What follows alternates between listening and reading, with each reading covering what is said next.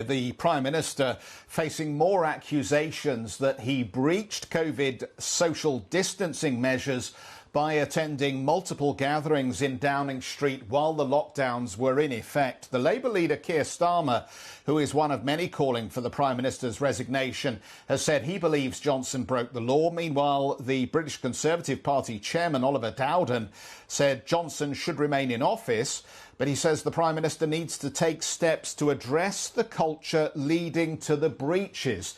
Rosanna is at Downing Street for us and can knit these themes together.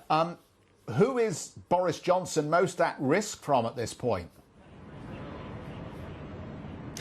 It does seem to be something of a two-horse race, Jeff. In the background there, you've got Chancellor Rishi Sunak, popular by the sort of public margins, but then Foreign Secretary Liz Truss, very popular, some say, amongst members of the Conservative Party. Don't forget, though, there are plenty of other faces in the background there. You've got Tom Tugendhat, as well as various other names throwing their hat into the ring, but no one officially yet. Just rumours of people basically beginning to assemble teams. Now, how real is the threat that UK Prime Minister Boris Johnson could be about to lose his grip on the leadership?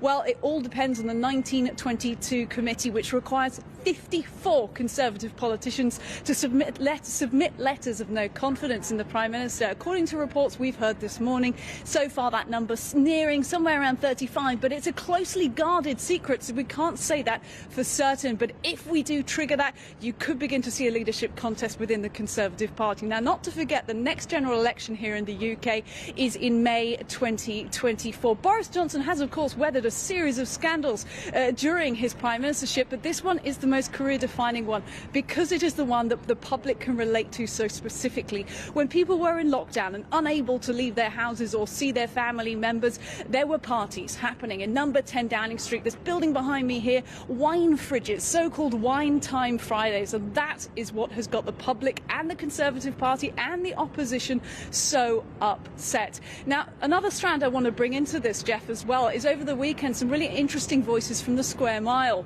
In the Times, for example, we heard from Peter Hargreaves of Hargreaves Lansdowne saying he's losing faith in the Prime Minister. Now, normally he's Brexit supporting, Conservative supporting, so you get these key Tory donors somewhat wavering as well. The founder of ICAP, the trading platform, as well. So that's something obviously here at CNBC we're going to be listening out to as well, this idea of that lack of support from the city, from the Square Mile. We'll be closely tracking as well the performance of the sterling. Don't take your eye off the ball here. We're still in Brexit negotiations. There is so much to consider, and the rising cost of living, that Ofgem price cap coming up in April as well. So someone like Chancellor Rishi Sunak, to go back to your original question, Jeff, would seem like something of a clear choice here, but it's absolutely not cast in stone. Now, in terms of next steps this week, do keep your eye out for the Sue Gray report. Sue Gray is a senior civil servant. She does report to higher-ups in government, so some are saying her report that is into the allegations within Downing Street could be somewhat, quote, compromised,